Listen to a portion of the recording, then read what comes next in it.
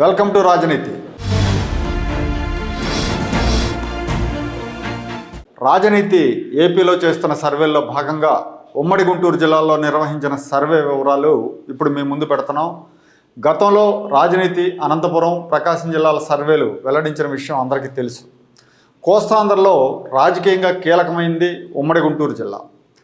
కొత్త రఘురామయ్య, కాసు బ్రహ్మానందరెడ్డి, ఆచార్య ఎన్జి రంగా లాంటి ఉద్దండులు ఈ జిల్లా నుంచే ప్రాతినిధ్యం వహించారు. ఈ జిల్లా ఎటు మొగ్గితే రాష్ట్రంలో అధికారం కూడా అటే మొగ్గుతుంది. ప్రస్తుతం రాష్ట్రంలోని రాజకీయ పరిస్థితులు, ఇప్పుడు ఎన్నికలు జరిగితే ఏ పార్టీకి ఆధిక్యత వస్తుందన్న అంశం మీద రాజనీతి ఒపీనియన్ పోల్ సర్వే నిర్వహించింది. అక్టోబర్ నెలలో చేసిన ఈ సర్వేలో జిల్లాలో 17 నియోజకవర్గాల్లో వివిధ వర్గాలు, ఏజ్ గ్రూపులకు చెందిన వాళ్ళ అభిప్రాయాలు తీసుకున్నాం. ఒక్కొక్క నియోజకవర్గం నుంచి 200 మందిని కాంటాక్ట్ చేసి వాళ్ళు ఏ పార్టీకి ఓటేస్తారో తెలుసుకోవడం జరిగింది. దీంతో పాటు కొంతమంది ఇన్ఫ్లుయెన్సర్లతో కూడా మాట్లాడి వాళ్ళ అభిప్రాయాలు కూడా తీసుకున్నాం. ఇవన్నీ కూడా క్రోడీకరించి సర్వే రిపోర్ట్ తయారు చేశాం. తెలుగుదేశం, జనసేనల పొత్తు ప్రకటన నేపథ్యంలో ఈ రెండు పార్టీలను కలిపి ఒక కూటమిగా పేర్కొని అభిప్రాయాలు తీసుకోవడం జరిగింది.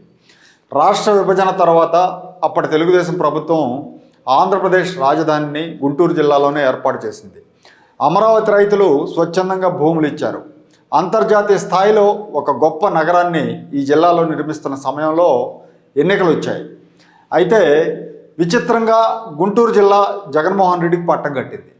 ఇక్కడి ప్రజలు రాజధాని వల్ల తమ ప్రాంతానికి లబ్ధి కలుగుతుందని, తమ యువతకు ఉపాధి దొరుకుతుందని, భవిష్యత్తు బాగుంటుందనే ఆలోచనలను పక్కన పెట్టి జగన్మోహన్ రెడ్డి గారిని గెలిపించారు. ఆయన గెలిచిన వెంటనే రాజధానిని పాడుపెట్టారు.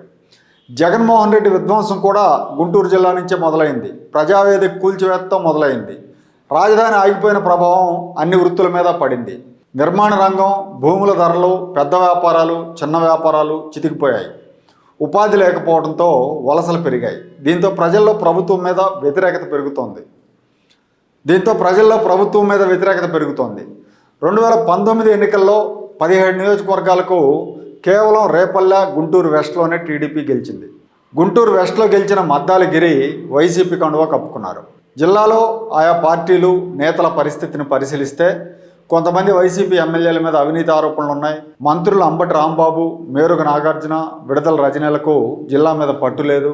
మాచర్ల, గురజాల నియోజకవర్గాల్లో ఫ్యాక్షన్ రాజకీయాలు నడుస్తున్నాయి. తెలుగుదేశంలో అందరూ సీనియర్ నాయకులు అయినప్పటికీ సమన్వయం లేదు. ఇండివిడ్యువాలిటీ ఎక్కువ, ఒకరంటే ఒకరికి పడదు. తెలుగుదేశం అధికారం కోల్పోయిన తర్వాత కొంతమంది సీనియర్ నాయకులు సైలెంట్ అయ్యారు. గత ఏడాది కాలంగా మాత్రం అందరూ యాక్టివ్ అయ్యారు. ఈ జిల్లాలో 3 పార్లమెంట్ స్థానాలు ఉన్నాయి. అవి గుంటూరు, నరసరావుపేట, బాపట్ల. నరసరావుపేట పరిధిలోకి పల్నాడు ప్రాంతం మొత్తం వస్తుంది. ఈ పార్లమెంటు పరిధిలో 5 స్థానాల్లో టీడీపీ, 2 స్థానాల్లో వైసీపీ ఆధిక్యత కనబరుస్తున్నాయి. బాపట్ల పరిధిలో వేమూరు, రేపల్లె, బాపట్ల అసెంబ్లీలతో పాటు ప్రకాశం జిల్లాలోని 4 నియోజకవర్గాలు కూడా వస్తాయి. బాపట్ల పరిధిలోని 3 స్థానాల్లో 2 చోట్ల టీడీపీ కూటమి ముందంజలో ఉంటే ఒక చోట హోరాహోరీ పోరాటం నడుస్తోంది. గుంటూరు పార్లమెంటు పరిధిలో 6 స్థానాల్లో టీడీపీ, జనసేన కూటమి ముందంజలో ఉంటే 1 స్థానంలో వైసీపీకి ఆధిక్యత లభించే అవకాశాలు ఉన్నాయి. ముందుగా మనం గుంటూరు వెస్ట్ నియోజకవర్గానికి వెళ్దాం. ఈ గుంటూరు వెస్ట్ నియోజకవర్గంలో 1983 నుంచి 9 ఎన్నికలు జరిగితే తెలుగుదేశం పార్టీ 5 సార్లు, కాంగ్రెస్ పార్టీ 4 సార్లు గెలిచాయి. వైసీపీ ఏర్పడ్డాక జరిగిన 2014, 2019 ఎన్నికల్లో వైసీపీ ఓడిపోయింది. ఎక్కువ భాగం అర్బన్ నియోజకవర్గమైన వెస్ట్లో చదువుకున్న ఓటర్లు ఎక్కువ. తెలుగుదేశం పార్టీ ఈ నియోజకవర్గంలో ఎప్పుడూ ఒక పర్మనెంట్ లీడర్ని డెవలప్ చేయలేకపోయింది. తడవకు ఒక నాయకుడికి టికెట్ ఇవ్వటం, ఆ తర్వాత ఎన్నికల్లో వాళ్ళని మార్చడం ఆ పార్టీకి నష్టం కలిగించింది. క్యాడర్, ఓట్ బ్యాంక్ బలంగా ఉన్న సరైన లీడర్ లేడు. 1983లో నిశంకర్రావు వెంకటరత్నానికి తెలుగుదేశం ఇక్కడ టికెట్ ఇచ్చింది. ఆయన గెలిచారు. 85లో గాదె దుర్గాప్రసన్నాంబకి ఇచ్చారు. 89లో కిలారు కోటేశ్వరరావుకి ఇచ్చారు. వాళ్ళిద్దరూ ఓడిపోయారు. 1994లో చల్లా వెంకటకృష్ణారెడ్డికి టికెట్ ఇస్తే ఆయన గెలిచారు. కానీ 99లో ఆయన మార్చి తటస్థుల ప్రయోగం చేసి శనక్కాయల అరుణకి ఇచ్చారు. ఆవిడ గెలుపొంది మంత్రిగా కూడా పనిచేశారు. 2004 ఎన్నికల్లో ఆవిడ మార్చి టీవీ రావుకి ఇచ్చారు. ఆయన ఓడిపోయారు. 2009 ఎన్నికల్లో టీవీ రావును మార్చి చుక్కపల్లి రమేష్కి ఇచ్చారు. ఆయన కూడా ఓడిపోయారు. 2014లో మోదుగుల వేణుగోపాల్ రెడ్డికి ఇస్తే ఆయన గెలిచారు. ఆ తర్వాత ఆయన పార్టీ ఫిరాయించారు, వైసీపీలోకి వెళ్ళారు. 2019లో మద్దాలగిరికి ఇక్కడ టికెట్ ఇచ్చారు. ఆయన కూడా గెలిచి పార్టీ మారారు. 83 నుంచి చూస్తే ఏ నాయకుడికి ఇక్కడ రెండోసారి ఎమ్మెల్యే టికెట్ ఇవ్వలేదు తెలుగుదేశం పార్టీ. ఇది తెలుగుదేశం అధిష్టానం బలహీనతగా కూడా కనిపిస్తూ ఉంది. గత ఎన్నికల్లో ఇక్కడ తెలుగుదేశం నుంచి పోటీ చేసిన మద్దాలగిరికి 41% ఓట్లు వచ్చాయి. వైసీపీ అభ్యర్థిగా పోటీ చేసిన యేసురత్నానికి 38.6% ఓట్లు వచ్చాయి.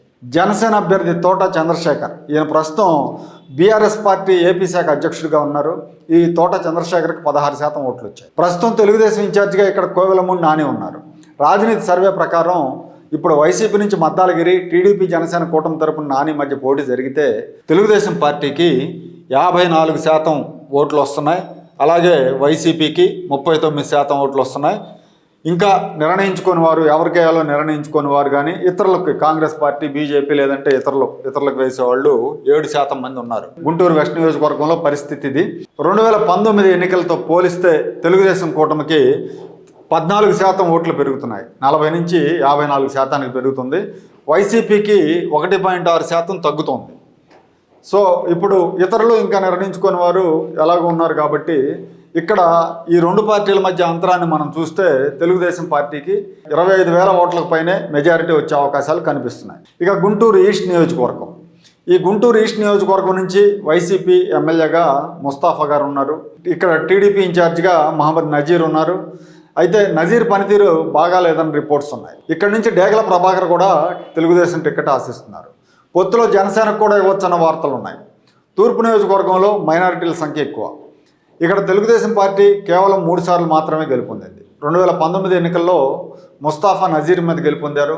ఆ ఎన్నికల్లో ముస్తాఫాకు 48% ఓట్లు వస్తే నజీర్కు 34%, జనసేన అభ్యర్థికి 13% ఓట్లు వచ్చాయి. ఈసారి ఎమ్మెల్యే ముస్తాఫా కుమార్తె వైసీపీ నుంచి పోటీ చేయొచ్చు అంటున్నారు. ఇప్పుడు ఎన్నికలు జరిగితే గుంటూరు తూర్పు నియోజకవర్గంలో వైసీపీకి 48% ఓట్లు వస్తున్నాయి వైసీపీకి. అలాగే టీడీపీకి 45% వస్తున్నాయి. ఇతరులకు వచ్చేసి ఇతరులు కానీ ఇంకా నిర్ణయించుకునే వాళ్ళు కానీ 7% మంది ఉన్నారు. గత ఎన్నికలతో పోలిస్తే టీడీపీకి 11% ఓట్లు పెరిగి 45%కి వచ్చింది. అలాగే వైసీపీకి కొంత తగ్గినప్పటికీ కూడా వైసీపీ ఇంకా ఆధిక్యంలోనే ఉంది. సో ఇప్పుడున్న ఆధిక్యతలను మనం పరిశీలిస్తే ఇక్కడ వైసీపీ ఒక 5-6 వేల ఓట్ల మెజారిటీతో గెలిచే అవకాశాలు కనిపిస్తున్నాయి రాజనీతి సర్వే ప్రకారం. ఇక నెక్స్ట్ పత్తిపాడు నియోజకవర్గానికి వెళ్దాం. పత్తిపాడు నియోజకవర్గం ఒకప్పుడు తెలుగుదేశం పార్టీ కంచుకోట లాంటి నియోజకవర్గం. ఇక్కడ మాజీ మంత్రి మాకినేని పెదరత్తయ్య గారు వరుసగా 5 సార్లు గెలిచారు. నియోజకవర్గాల పునర్విభజన తర్వాత ఇక్కడ తెలుగుదేశం బలహీనపడిపోయింది. పత్తిపాడు నియోజకవర్గం నుంచి ప్రస్తుతం మాజీ మంత్రి మేకతోటి సుచరిత వైసీపీ నుంచి ఎమ్మెల్యేగా ఉన్నారు. అయితే గత ఏడాది కాలంగా ఆవిడ స్తబ్దుగా ఉన్నారు. తెలుగుదేశం నుంచి రిటైర్డ్ ఐఏఎస్ అధికారి రామాంజనేయులు ఇన్ఛార్జిగా ఇటీవల నియమితులయ్యారు. రామాంజనేయులు ప్రజలతో మమేకం కావడంలో కొంత వెనకబడి ఉన్నారు. ఐఏఎస్ అధికారి కావటం వల్ల ఆయనకు కొంత యాటిట్యూడ్ ఉందన్న రిపోర్ట్స్ కూడా ఉన్నాయి. ఇక్కడ అభ్యర్థుల కంటే పార్టీల ప్రభావమే ఎక్కువగా ఉంటుంది. కమ్మ ఎస్సీ ఓటర్ల సంఖ్య ఎక్కువ. గుంటూరు రూరల్ మండలంలో కాపు ఓటర్లు అధికంగా ఉండటం వల్ల జనసేనతో పొత్తు తెలుగుదేశానికి లాభించబోతోంది. గత ఎన్నికల్లో వైసీపీకి 44%, టీడీపీకి 40.5%, జనసేనకు 12.5% ఓట్లు వచ్చాయి. ఇప్పుడు ఎన్నికలు జరిగితే రాజనీతి సర్వే ప్రకారం గుంటూరు జిల్లాలోని ప్రత్తిపాడు నియోజకవర్గంలో ఇప్పుడు ఎన్నికలు జరిగితే తెలుగుదేశం పార్టీకి 55% ఓట్లు వస్తున్నాయి. అలాగే వైసీపీకి 40% ఓట్లు వస్తున్నాయి. అదర్స్ ఇంకా నిర్ణయించుకునే వాళ్ళు మరో 5% ఉన్నారు. గత ఎన్నికలతో పోలిస్తే తెలుగుదేశం పార్టీకి 14.5% ఓట్లు పెరుగుతున్నాయి. అలాగే వైసీపీకి 4% తగ్గుతున్నాయి. గత ఎన్నికల్లో వైసీపీకి 44% వచ్చినాయి. ఈసారి మన సర్వే ప్రకారం కేవలం 40% వచ్చినాయి. ఇక్కడ తెలుగుదేశం పార్టీ మెజారిటీ 30,000 వరకు ఉండే అవకాశం ఉంది. ఇక నెక్స్ట్ పొన్నూరు నియోజకవర్గంలోకి వెళ్దాం. పొన్నూరు నియోజకవర్గంలో పొన్నూరు మున్సిపాలిటీ, పొన్నూరు మండలం, చేబ్రోలు, పెదకాకాని మండలాలు ఉన్నాయి. ప్రస్తుతం వైసీపీ నుంచి కిలార్ రోసే ఎమ్మెల్యేగా ఉన్నారు. ఈయన ఉమ్మారెడ్డి వెంకటేశ్వర గారికి సమీప బంధువు కూడా. గత ఎన్నికల్లో ఈ రోసే గారు ధూళిపాళ నరేంద్ర కుమార్ గారి మీద స్వల్ప మెజారిటీతో గెలుపొందారు. నరేంద్ర కుమార్ 1994 నుంచి 2014 వరకు వరుసగా 5 సార్లు ఇక్కడ ఎమ్మెల్యేగా గెలుపొందారు. సంగం డైరీ చైర్మన్గా ఉన్న నరేంద్రకు నియోజకవర్గంలో మంచి పేరుంది. సంగం డైరీ వ్యవహారంలో ప్రభుత్వం నరేంద్ర మీద కేసులు పెట్టి వేధించడం ఆయన మీద సానుభూతిని మరింతగా పెంచింది. ప్రభుత్వ చర్యల మూలంగా నరేంద్ర మీద సానుభూతి పెరగడంతో పాటు సంగం డైరీకి రాష్ట్రం అంతటా గుడ్విల్ పెరిగింది.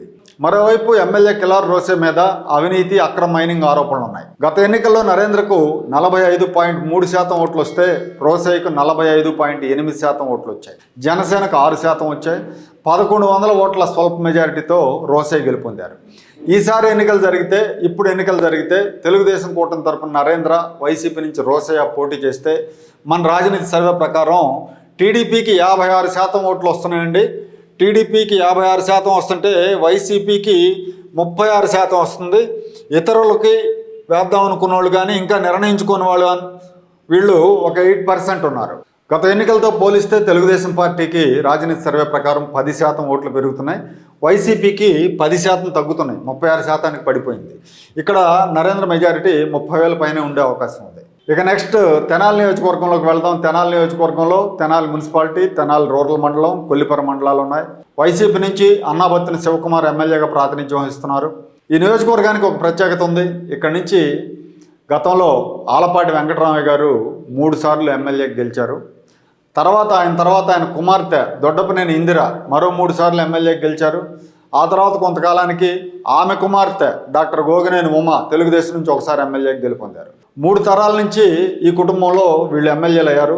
2019 ఎన్నికల్లో వైసీపీ అభ్యర్థి శివకుమార్కు 46% ఓట్లు వస్తే టీడీపీ అభ్యర్థి మాజీ మంత్రి ఆలపాటి రాజాకు 37%, జనసేన అభ్యర్థి మాజీ స్పీకర్ నాదెళ్ల మనోహర్కు 14.5% ఓట్లు వచ్చాయి. ఈసారి ఇక్కడ తెలుగుదేశం జనసేన కూటమి నుంచి నాదెళ్ల మనోహర్ పోటీ చేయొచ్చు అంటున్నారు. ఇక్కడ ప్రత్యర్థులుగా మనోహర్, శివకుమార్ ఉంటే మనోహర్కు 50% ఓట్లు వచ్చే అవకాశం ఉంది. అట్లాగే శివకుమార్కు 40% ఓట్లు వచ్చే అవకాశం ఉంది వైసీపీ నుంచి. ఇంకా ఇతరులు నిర్ణయించుకునే వాళ్ళు ఇక్కడ కొంచెం ఎక్కువ సంఖ్యలోనే ఉన్నారు, 10% ఉన్నారు. గత ఎన్నికలతో పోలిస్తే తెలుగుదేశం కూటమి ఓట్ల శాతం బాగా పెరిగే అవకాశం ఉంది. అయితే తెలుగుదేశం పార్టీ నుంచి ఆలపాటి రాజేంద్ర ప్రసాద్ గారు పోటీ చేస్తే ఈ ఓట్ల శాతం కొంత తగ్గే అవకాశం ఉన్నప్పటికీ గెలుపు తెలుగుదేశం కూటమిదే అవుతుంది. ఇక నెక్స్ట్ తాడికొండ నియోజకవర్గానికి వద్దాం. ఈ తాడికొండ నియోజకవర్గం రాజధాని ప్రాంతం. గత ఎన్నికల్లో ఇక్కడ వైసీపీ అభ్యర్థిగా డాక్టర్ ఉండవల్లి శ్రీదేవి గెలుపొందారు. ఈ నియోజకవర్గంలో తుళ్ళూరు, తాడికొండ, మేడికొండూరు, ఫిరంగిపురం మండలాలు ఉన్నాయి. ఈ నియోజకవర్గ పరిధిలోనే చంద్రబాబు రాజధాని నిర్ణయిస్తే ఇక్కడ కూడా తెలుగుదేశం గెలవకపోవటం అప్పట్లో చర్చనీయాంశమైంది. ఫిరంగిపురం మండలంలో వైసీపీకి బాగా పట్టుంది. ఇక్కడ వచ్చిన మెజారిటీతోనే శ్రీదేవి గెలుపొందారు. శ్రీదేవికి ఆ ఎన్నికల్లో 48.6% ఓట్లు వస్తే తెలుగుదేశం అభ్యర్థి శ్రావణ్ కుమార్కు 46% వచ్చాయి. అంటే ఇద్దరి మధ్య 2.6% గ్యాప్ ఉంది. జగన్ రెడ్డి ఇప్పుడు అమరావతిని పాడు పెట్టడంతో ఈ ప్రాంతంలోని మెజారిటీ ప్రజలంతా కూడా వైసీపీ అంటే మండిపడుతున్నారు. దీంతోపాటు బాపట్ల ఎంపీ నందిగాం సురేష్ అనుచరుల అక్రమాల మీద కూడా జనం ఆగ్రహంతో ఉన్నారు. వైసీపీలో గ్రూపులు పెరిగిపోయాయి. గత ఎమ్మెల్సీ ఎన్నికల సందర్భంగా ఎమ్మెల్యే శ్రీదేవి గారు తెలుగుదేశానికి జై కొట్టారు. ఇప్పుడు ఎన్నికలు జరిగితే రాజనీతి సర్వే ప్రకారం తెలుగుదేశం పార్టీకి 55% ఓట్లు, వైసీపీకి 34% ఓట్లు వస్తున్నాయి.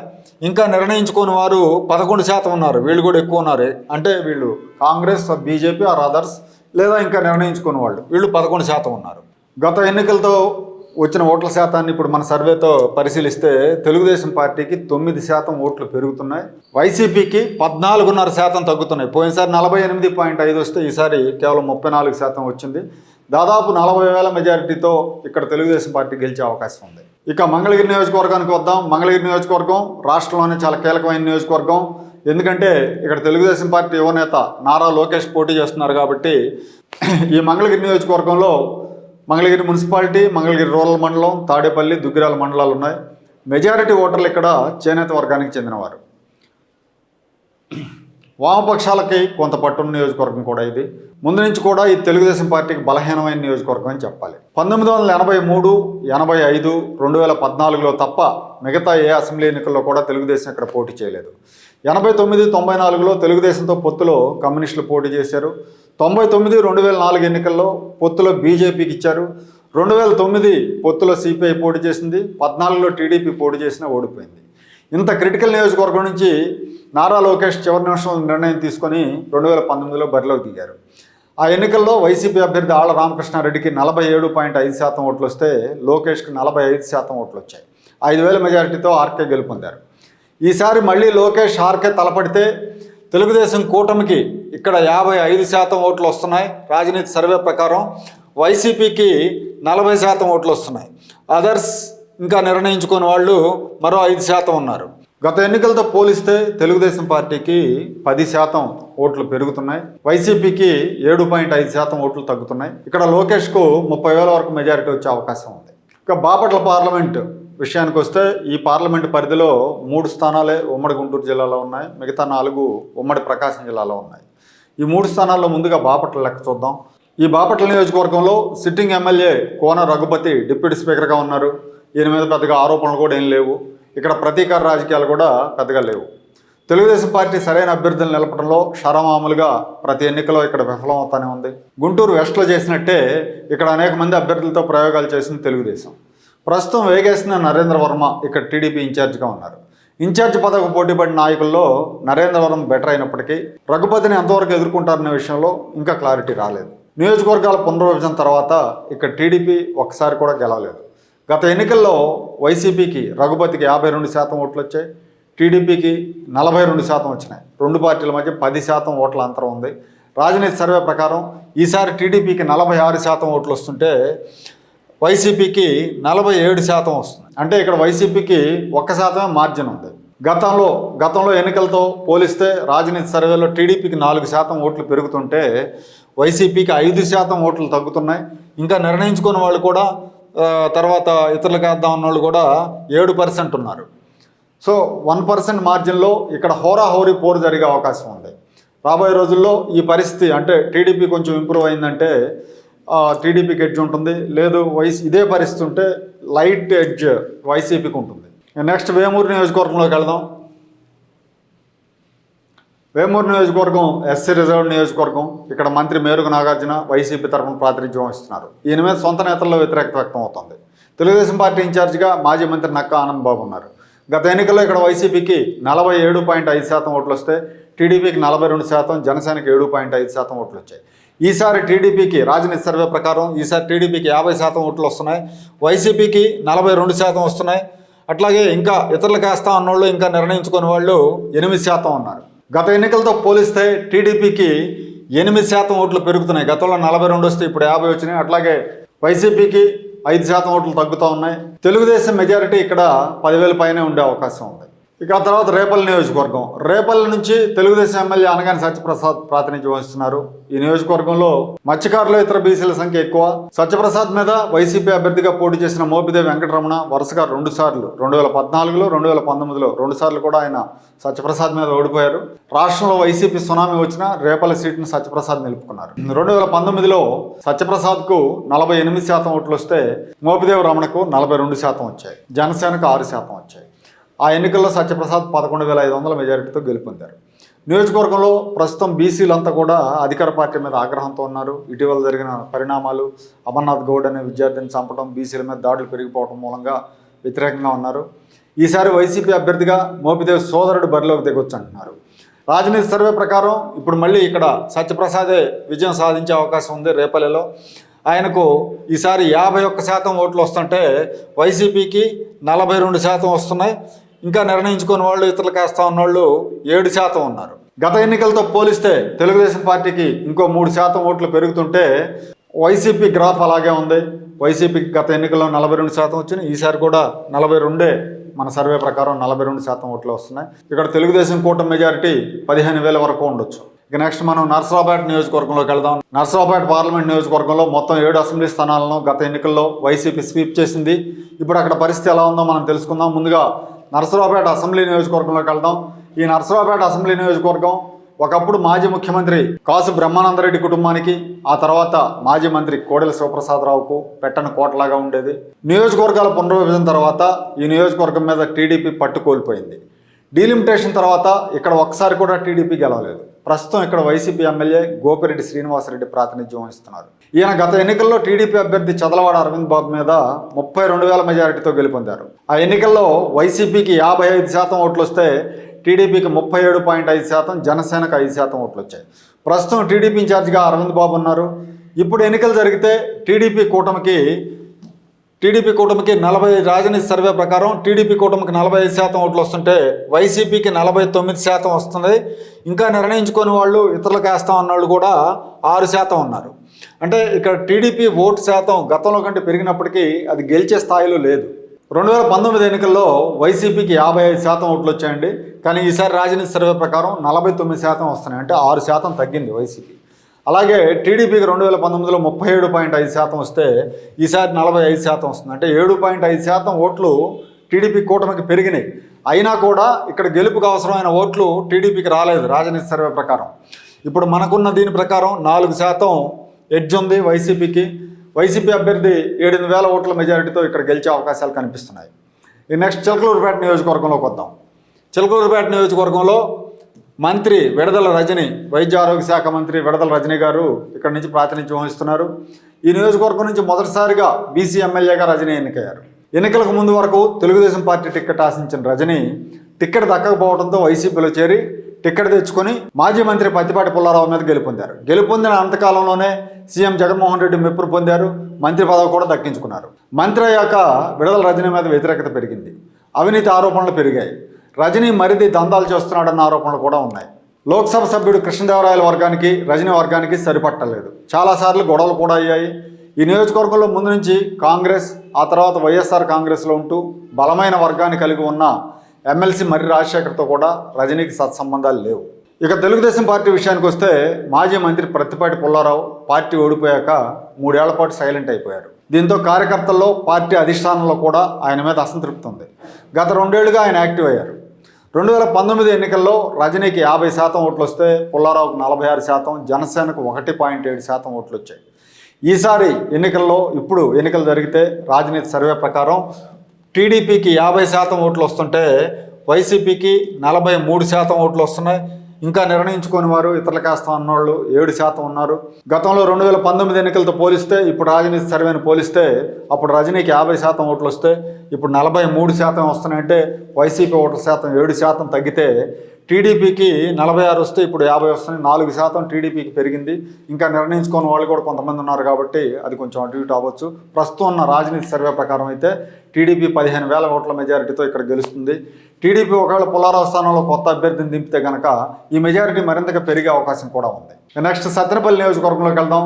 సత్తెనపల్లి నియోజకవర్గం నుంచి రాష్ట్ర జలవనరుల మంత్రి అంబటి రాంబాబు గారు సీనియర్ రాజకీయ నాయకుడు. ఆయన అంబటి రాంబాబు గారు ప్రాతినిధ్యం వహిస్తున్నారు. ఇక్కడ కమ్మ, కాపు, రెడ్డి సామాజిక వర్గాలు చెప్పుకోదగ్గ సంఖ్యలో ఉన్నాయి.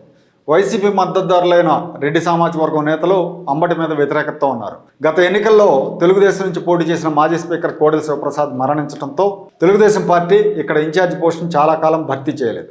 ఇటీవలే మాజీ మంత్రి కన్నా లక్ష్మీనారాయణ గారు బీజేపీకి రాజీనామా చేసి టీడీపీలో చేరాక ఆయన ఇక్కడ ఇన్ఛార్జిగా ప్రకటించారు. కన్నాను ఇన్ఛార్జిగా ప్రకటించడం పట్ల కోడెల కుమారుడు శివరాం అసంతృప్తిగా ఉన్నారు. గత ఎన్నికల్లో వైసీపీకి 51.5% ఓట్లు వస్తే టీడీపీకి 41% ఓట్లు వచ్చాయి. టీడీపీ వైసీపీకి 10.5% ఓట్ల తేడా ఉంది. జనసేనకు కూడా 4.5% ఓట్లు వచ్చాయి. ఇప్పుడు కన్నా లక్ష్మీనారాయణ, అంబటి రాంబాబు మధ్య పోటీ జరిగితే ఎలా ఉంటుందంటే మన రాజనీతి సర్వే ప్రకారం సత్తెనపల్లి నియోజకవర్గంలో కన్నా లక్ష్మీనారాయణ గారు టీడీపీ నుంచి, వైసీపీ నుంచి రాంబాబు గారు పోటీ చేస్తే టీడీపీకి 50% ఓట్లు వస్తుంటే వైసీపీకి 40% వస్తుంది. ఇంకా నిర్ణయించుకొని వారు ఇతరులకు వేస్తాం అన్నవాళ్ళు కూడా 10% వరకు ఉన్నారు. 2019 ఎన్నికల్లో వైసీపీకి వచ్చిన ఓట్ల ప్రకారం చూస్తే ఇప్పుడు రాజనీతి సర్వే ప్రకారం చూస్తే వైసీపీకి 11.5% ఓట్లు తగ్గుతున్నాయి. టీడీపీకి 9% ఓట్లు పెరుగుతున్నాయి. పోయినసారి 41 వస్తే ఈసారి 50 వస్తుంది. ఎటు తేల్చుకోలేని వాళ్ళు కూడా కొంతమంది ఉన్నారు. మొత్తంగా చూస్తే ఇక్కడ కూడా తెలుగుదేశం పార్టీ మంచి మెజారిటీతో గెలిచే అవకాశాలు మనకు కనిపిస్తున్నాయి. ఇక నెక్స్ట్ పెదకూరుపాడు నియోజకవర్గంలోకి వెళ్దాం.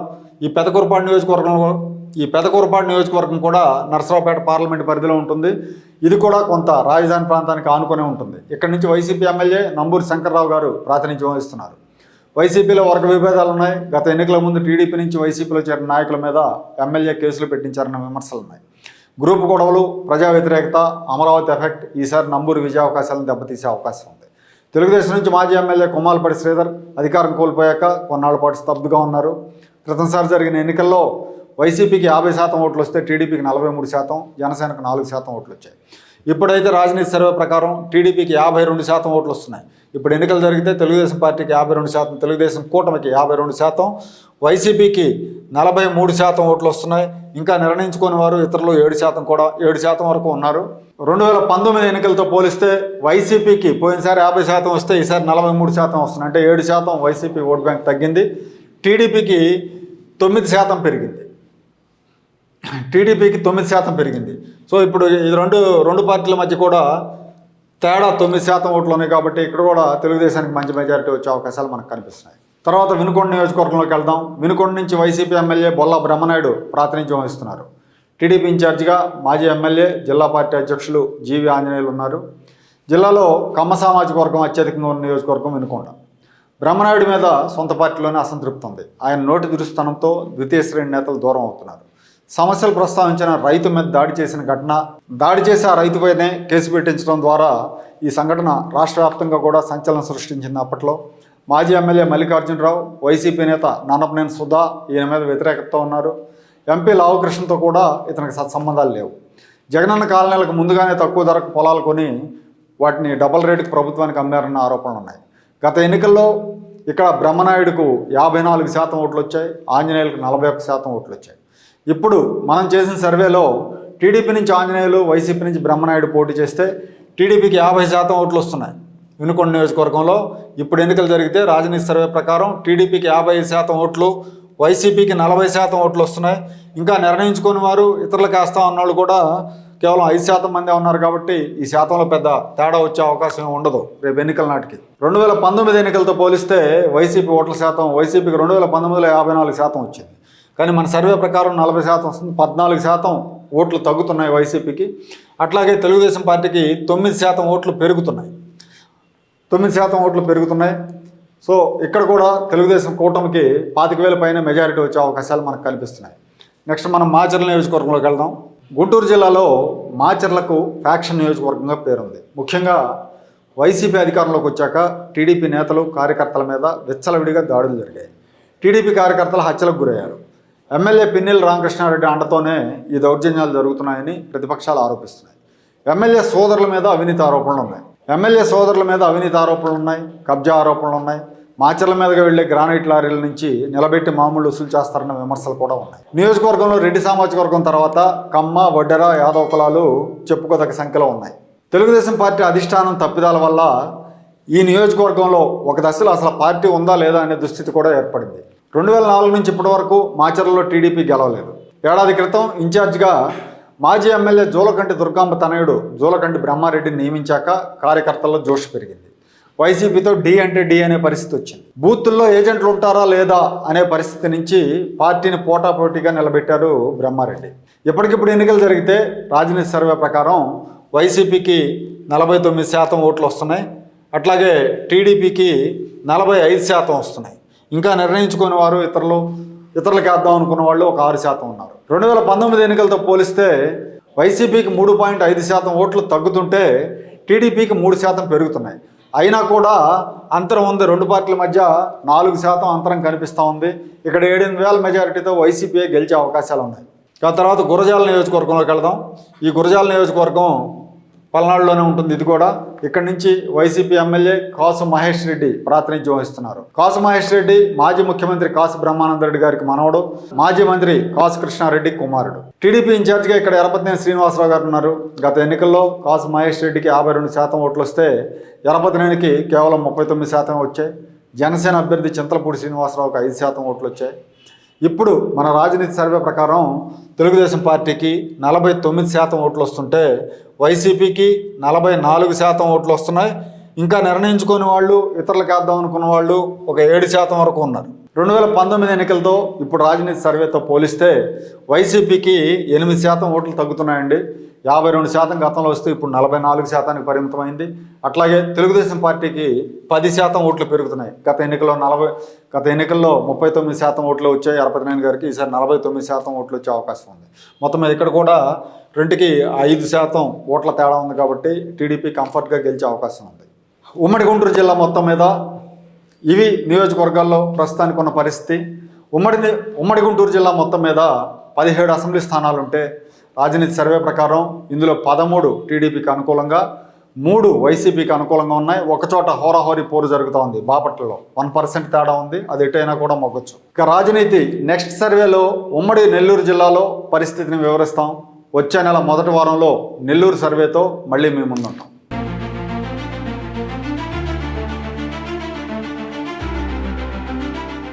Like, share and subscribe to Rajaniti channel.